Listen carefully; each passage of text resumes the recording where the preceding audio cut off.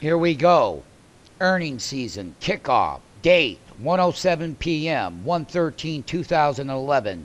This is the joyous moment for MMTs because it's that earnings season and the big drop down and all the price action volatility and everything they're trained after hours is totally different. It is not the same as a regular trading day. However, we're going to get a knee jerk reaction when they report the number. Intel is a bellwether in the semiconductor. If it makes its earnings, then other semiconductor stocks gap up, and I have senior MMTs start buying other names in the sector because they gap up in the morning and they sell at pre-market at 5 o'clock.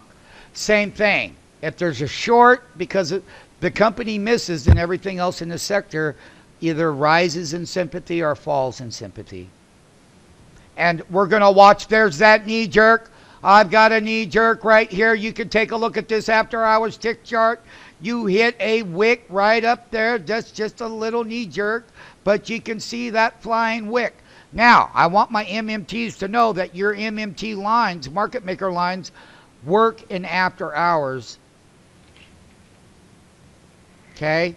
And you can see how we hit that spike there. So I'm going to come back on. I don't have a preliminary number. So what happens during the earnings season, MMT, you get the preliminary number, that creates a knee jerk. Then they have a conference call, and when they're doing the conference call and the Q&A with analysts, then you get another jerk. So there's two different ways of trading after hours. There are two different executions at two different times, at two different element times. One is that knee jerk. That's the initial headline that the public reacts to. Then when you get into the earnings conference call an hour later, you can see stocks that did drop down. They said something good on the call and they move them. So there's lots of things about trading after hours, MMTs. And right now I haven't got a report. You can see that the price is just kind of jerking up and down. I'll put it on hold for now until we get a knee jerk. Here goes that knee jerk reaction. We just spiked up to 21.75. I got to get that report. That thing's all over the bell. Look at that, 21.78, 21.80. Last time we got up here in after hours for the last 6-7 quarters in a row. I've always shorted that gap. Let's see what they're doing. That thing is flying right now. It's coming back down. Let's see. I don't have it. Intel preliminary 59 versus 53. Res were 11.5 versus 11.37 billion. I've got no problem with the earnings.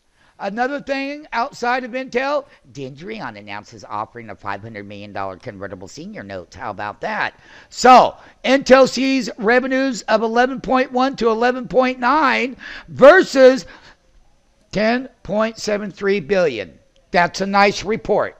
So there isn't anything wrong with the earnings on the headline number.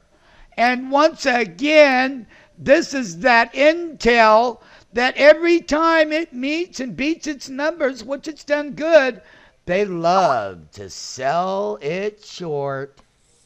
And what we're seeing is a big spike, and we're seeing this thing come down all over the map. And for my new MMTs, a perfect example of a good report so far, and you can see how the public reaction in the tape is. Look at them whip it. Look at that public reaction. Get ready to buy that Intel. Get ready to buy that Intel down at the bottoms. Let me start giving limit orders off of the tape. They're selling it down on that good report. And I talked about telling you how to short it up there at 21.70. That's a 40-cent profit. Come out of it now because they're going to pop that thing a little bit. That's right. So basically, we're out of that short. We're out of that short. It happened that quick and that fast. We're going to come back to it. I'm going to get other MMTs net long. Ken Flagg.